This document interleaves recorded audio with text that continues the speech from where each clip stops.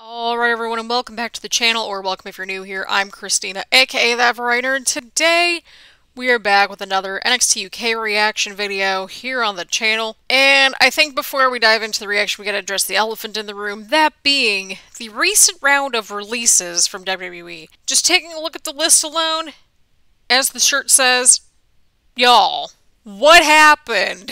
Apparently what's been floating around is that it's budget cuts, and I'm like, okay, I understand the intention of wanting to have a lean roster, but it also is like, okay, but weren't y'all just taking up everybody and signing everybody? That's not adding up to me. And it's like, these people were on TV regularly. So that's what's like, okay, so you're investing in these people, and then in turn, we're investing in them. How long were these releases planned out for?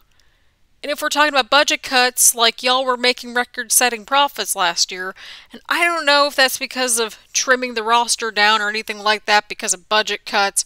This is the third round of releases, and like a decent number of people have been released during these waves, like in the past about 13, 14 months or so. And the last round, of course, was just back in April, I believe, right around like after WrestleMania. So it's like, I'm very suspicious on the whole situation, especially because of Peacock, like, becoming a thing this year and everything, and look at how big that deal was and all these network and streaming deals in general. That's some good money. So, your girl's kind of not buying that. Show me the numbers, and we'll have a chit-chat about that. We do talk about Peacock and, you know, the possible logic that went into that decision, and we talk about that intersection of, like, wrestling and streaming and media industries and all that good stuff. And so I will go ahead and link that breakdown into the description down below, so you can take a look at that. But in general, I wish everybody the best that got released. And it's even worse because we're still in this whole global situation. And also, again, like, they were on TV pretty regularly, or like, you know, an Aleister Black situation. He was literally just coming back after being off of TV for a while. And it's like, again, these were all, like, just super talented people. I know they're going to crush it in whatever they do next. And we're just going to be there and be fans and be supportive and just root for them in their futures and all that stuff. So, yeah, on that note, let's just dive right into the reaction now. Alright, here we go. We've got ourselves a matchup right away. Thank you, NXT UK. I appreciate y'all. Well, that and plus you will never hear me complain about seeing Ilja Dragunov or Noam on my television screen. It's alright, Nigel. I wouldn't want to face Ilja Dragunov either. I don't blame you, dude. That Supernova Sessions was so weird, but also entertaining at the same time. Did we ever find out what happened with Lenny the dog? Because, you know, yeah, can we take a look at that one more time? Oh, Jesus. I genuinely hope that Dragunov is okay. I mean, Ilja Dragunov is pretty durable, so he could still pull out this win, at least in my opinion anyway. It's okay, I would be terrified of... What? Speaking of Walter, where's he been? Because it's been a little bit of time since we've seen him on NXT UK, at least since the Prelude special, which was like 2 months ago. I mean, we've seen him on some Zoom calls over NXT in the States, so I mean, there's that. How is he just hanging on to these German suplexes? Dragunov is just not letting up whatsoever. Oh, okay, that came out of nowhere. Oh, and there goes Noam to capitalize. That transition. How are these two still going? Can we talk about Dragunov's facial expressions right there? I'm terrified. And to think this is the first match of the night! Oh my god, that came out of absolutely nowhere. That was a great match. We're only in the first match of the night, friends. I was about to say, where the crap was this dude now, too? Because we haven't seen him in 2 months. That's quite interesting. He specifically requested a spot on Supernova Sessions, so that might be setting something up right there. Not necessarily maybe with Noam Dar, but you never know what could happen. Look, you could have, like, 5, 10 years of experience or whatever, plus, and still need to go and train and learn new things. Look, it's good to see Jordan Devlin back after a good 2 months or so, but where is he going to fit in? Because he was holding the actual Cruiserweight Championship when the relaunch happened back in September. So it's like, I don't know. I don't know. Yeah, what happened with Piper Niven? We haven't seen her for a while. Is this turning into a reaction episode where we're realizing that all these people haven't been around in a bit? I don't know. Oh, okay. This is a very interesting tag team on our hands. We have Nathan Frazer and Jack Starz. Can I just say how really nice the tag team titles look? Hey, the character development of Jack Starz has been a big thumbs up for me as well. Like, I really don't think that the titles are going to change hands, but I mean, again, you never know what could happen, so... Okay, I don't know what that was just there, but we'll roll with it. Okay, but that tag, though, was very smooth. Very smooth indeed. It's actually kind of refreshing to see a championship kind of in the middle of the show, because typically they've been, like, either at the very beginning or at the very end, like, you know, opening or the main event. What just happened?!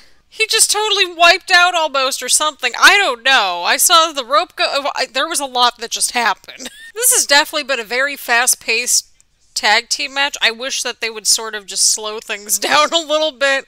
One, so that we could process through everything. And two, because I feel like it just needs to slow down just a little bit. I don't know. I mean, that's one way to get a tag in. Alright, well that tag team match was... full of energy, we'll put it that way. I really felt like it needed to be slowed down a little bit just so that I could process everything and appreciate the match a little bit more. Still a decent match. I mean, it served its purpose, so... I feel calm just watching this. I don't sound calm, but I feel calm. I mean, that's one way to use the cup. Speaking of Heritage Cup, I'm going to keep asking this every single week until we get it confirmed somehow, but are we getting it in the 2K22 game? I'm interested to see what Tyler Bate's gonna do with this Heritage Cup. That was cool, though. That was definitely really cool. Okay, so I discovered today because, you know, I click through social media and stuff. Apparently, there's a whole separate, like, subculture Instagram. Like, I think that's awesome. But I just want to see what these three are gonna do, because I'm genuinely interested just to see what they're all gonna do. It's a cool vibe. I'm here for it. It's a thumbs up for me. And again, I think I might have mentioned this in the last reaction, but I do like how they're incorporating more of these, like, mixed-gender factions and teams and pairings and stuff like that. I'm here for it. I think, you know, we've been seeing that, of course, on NXT here in the States as well. But I think it's great to see that. But it's like, there's a lot of moving pieces in this. And that's what's getting me interested and invested. And that's when you know you've got something good, is when you can get people interested in what's going on, and okay, how are these teams gonna work, like, are people gonna get added, that sort of thing. Because I'm thinking this is a 3-on-2 kind of situation here, so you never know what could happen. This has just been a very fiery back and forth little bit right here, with, like, the chops, essentially, or the slaps, something in that artery. Wait, why did the referee get in between this? That referee's being really sus, in my opinion, right now. Like, well, what was that for? Typically, referees don't stop the stuff. Or at least I don't think so. I don't know. Again, I'm not a trained referee. I'm not a trained in-ring anything. Oh! Ginny just tossed Joseph the helmet. Oh my god. Dude! Use it when the referee isn't looking! Okay, so you see the helmet, but not the interference. We're getting sus here. Okay!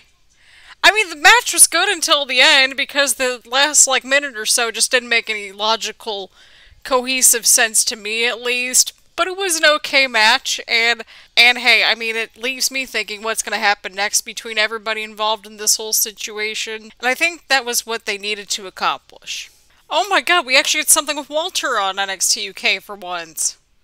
I mean, he's not here, but he's in video package form.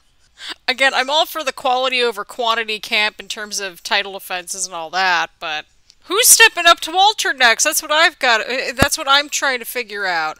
Oh, snap.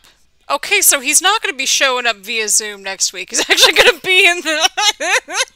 He's actually going to be there in person. Nice. But who's going to be his next challenger? That's what I'm trying to figure out. We need to have a sit down and try to figure out who he hasn't defended the title against yet. We need to do some fact-checking and investigating on this, so Stay tuned. Alright, here we go. Rampage Brown versus Joe Coffey, round 2. The first round left me just in a world of pain, and I'm anticipating very much of the same vibes with this match. Look, if you lost to Rampage Brown, that ain't nothing to be ashamed about. I'd say if I had to go with a pick for this one, well, Rampage won their first match, so by Christina logic, maybe Joe Coffey wins this match because he lost the last match. I wouldn't be mad if we got like a best of 7 series with these two, just because they just beat the crap out of each other and have good matches, and I think that's what should count. Oh no, they're fighting on the apron now? This is definitely not gonna end well. Oh boy. He just went flying over the top rope just like that! Oh my lord. Okay, yep, Coffey's winning it. Just based on that alone, he's winning it. Okay, those strikes just had absolutely no chill at all. I swear to God, these crowd sounds are getting on my nerves. Like, this is gonna be a really stupid question, but like, in these, like, empty arenas and stuff like that, like, do they hear the piped-in crowd sounds, or is that all, like, post-production?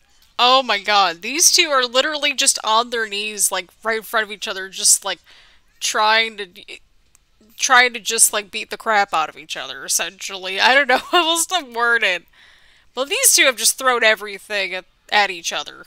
Oh no, you got two bigger dudes on the top. This is totally gonna end well. Yeah, I would say that's one heck of an offensive opening right there.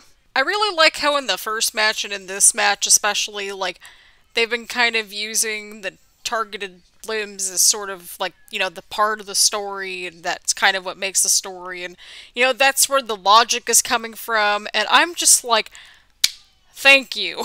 We have some shred of logic in wrestling at this point, because it seems to just not be there half the time. It's nice when things add up, and we appreciate that around here. Oh my god, okay. Whew! He just got sent right into the steps. I think punishment is an understatement in that situation. I would be like, nope, I'm out. If that happened to me, I would just be like, yep, I'm out. Bye. I'll take the count-out loss. I feel like human battering ram is a bit of an understatement there, too. That may be it. Okay! Alright, Joe Coffey really needed that big win. He really did. I want to know what these two are going to do next, because, I mean, to be fair, I don't think any of us would complain if we saw another match with these two in the near future. I mean, they're tied 1 apiece. Oh! Okay! Ilja Dragunov standing at the top of the stage. How is that man still standing after that opening match, though? That's what I'm trying to figure out. Well, that's what I'm trying to figure out, Nigel. That's what we're all going to be trying to figure out here. That could be a very dangerous triple threat match on our hands. Between Ilja Dragunov, Rampage Brown, and Joe Coffey. Somebody make sure that the local medical facility is available at that point. Just because we know those three are just going to beat the crap out of each other. Alright, so final thoughts on this week's NXT UK. Overall, I enjoyed it. I thought we had a lot of interesting developments, plots got further along, and we had some character development, and those are always some good signs. The hour went by really quickly, and I genuinely just enjoyed what I watched.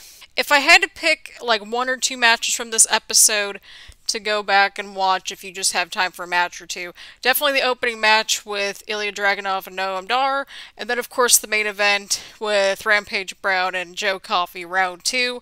And there was some logical consistencies in this episode, so thank you NXT UK.